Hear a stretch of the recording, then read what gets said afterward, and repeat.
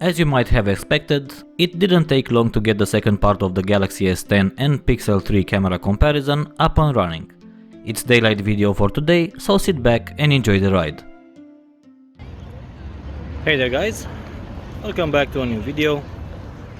We have today the Galaxy S10 and the Pixel 3.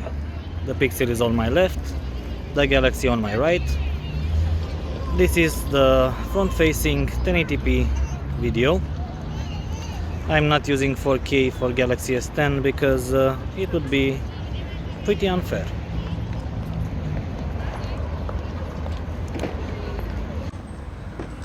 This is me walking.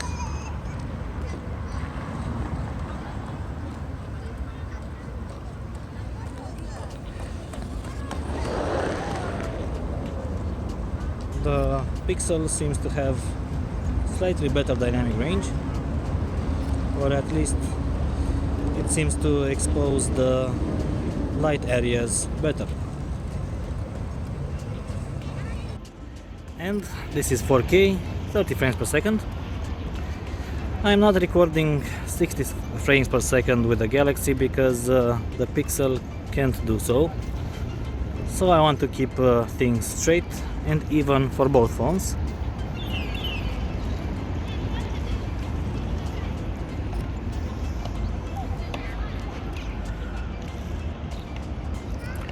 The Galaxy screen is much brighter. I can see much better on its display. I think both phones have pretty even dynamic range. Maybe the Galaxy has a slightly more brighter video with better exposed shadows.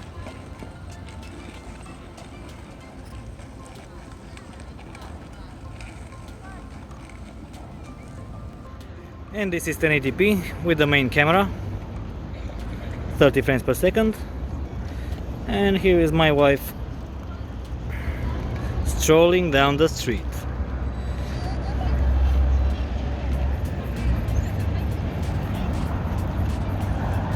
Yep, I never thought I would see this one. A 30-year-old woman on a kid's cart.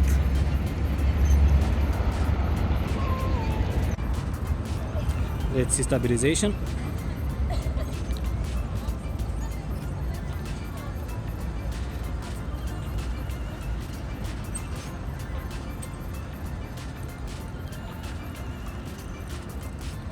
Yeah, they both look very good, but it's ideal conditions, so they should be looking good.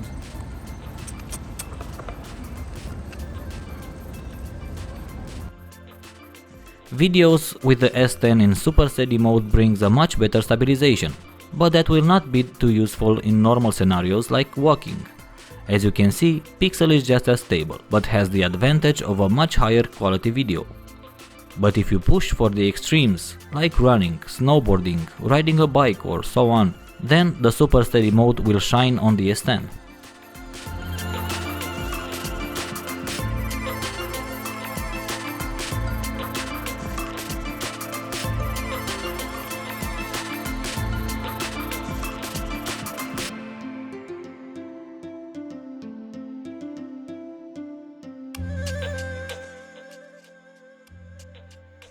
In the slow motion video department, there is no doubt in my mind that Pixel stands no chance. First, the Galaxy goes 1080p at 240 fps, making for a much higher quality video, sharper with better details. And of course, is the same Galaxy phone that can go 720p at 960 fps, now with even a longer duration video than the S9 had. Pixel has no response to this. It's still at the level of a 2017 flagship.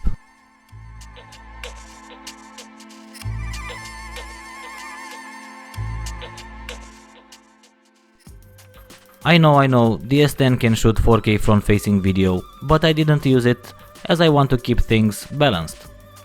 But even so, the S10 has a superior front video in 1080p, with a better exposed subject, slightly more detail, slightly better stabilization and much better sound recording.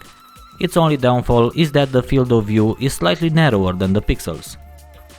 4K video recording, again at 30 frames per second, is again better on the Galaxy in my opinion. Much better details across the frame, especially in faraway subjects like trees and buildings.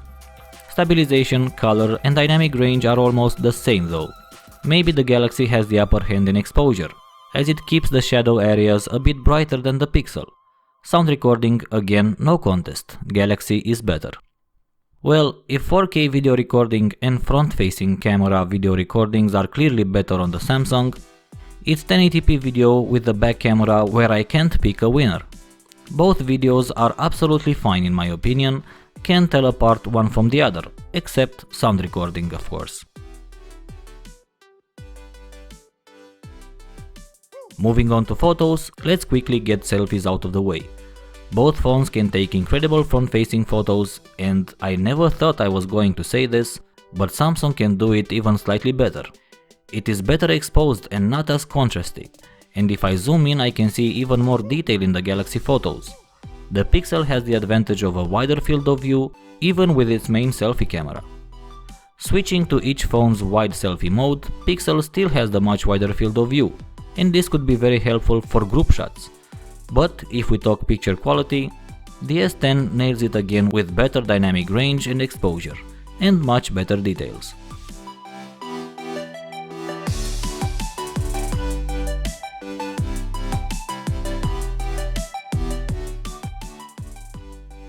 Moving on, portrait photography. Here the best solution would have been something in between the two phones. The Pixel 3 gives us slightly sharper photos, but with too much contrast, making skin tones unflattering. It also has slightly better edge detection. The Galaxy on the other hand is better exposed, more natural, and has better depth mapping. It gradually blurs background from the closest to the farthest object. That bench behind my wife should have been slightly blurred, but Pixel kept it sharp. The same can be said for portrait photography for non-human subjects. Pixel has a slightly sharper picture with better texture details, but Samsung does a better job with more natural and gradually applied blur. It keeps the nose of the horse figure intact sharp, but slowly goes out of focus as we move further away. The Pixel just cuts down the main subject and applies uniform blur levels to the background. And we are finally at the regular daylight photos with the back camera. Here I believe Samsung consistently delivered better shots, and this is thanks to, surprisingly, a more natural output. Pixel does tremendously good job, but its only downfall is the very high level of contrast that is not beneficial exposing human subjects, making skin tones too artificially boosted and unflattering. That high level of contrast has another drawback. It crushes some of the dark shadows in some pictures. Samsung is not perfect either. When it detects human faces, it automatically applies a skin softening effect that cannot be deactivated. But still, if I had to choose, I'd choose the phone that makes my wife prettier. But when shooting photos of objects or landscapes, that increased contrast of the Pixel can deliver sometimes better detailed textures.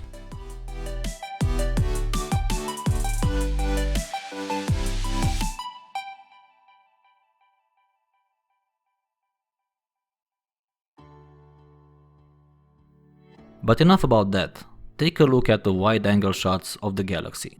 They look awesome. An entirely new perspective that gives a dramatic look to street photography and architecture. And the photos have also pretty good quality, even if they are not really at the level of the main camera. That being said, as a conclusion, the S10 is a good step up from last year's Galaxy lineup, and it can go toe-to-toe and even surpass in some aspects the Pixel camera. Selfies, except the narrower field of view, look better. Portrait shots with a back camera are more natural, and regular shots are neck and neck with what Google phone can deliver. And the additional wide-angle camera and telephoto camera make for a much more versatile shooter. I will let you watch the rest of the photos, don't forget to vote in the poll for the phone you think did a better job, and I am waiting for you in the comment section to discuss on what you think about how the phones performed in daylight. Until our next comparison, this is Pixel Peepers signing out.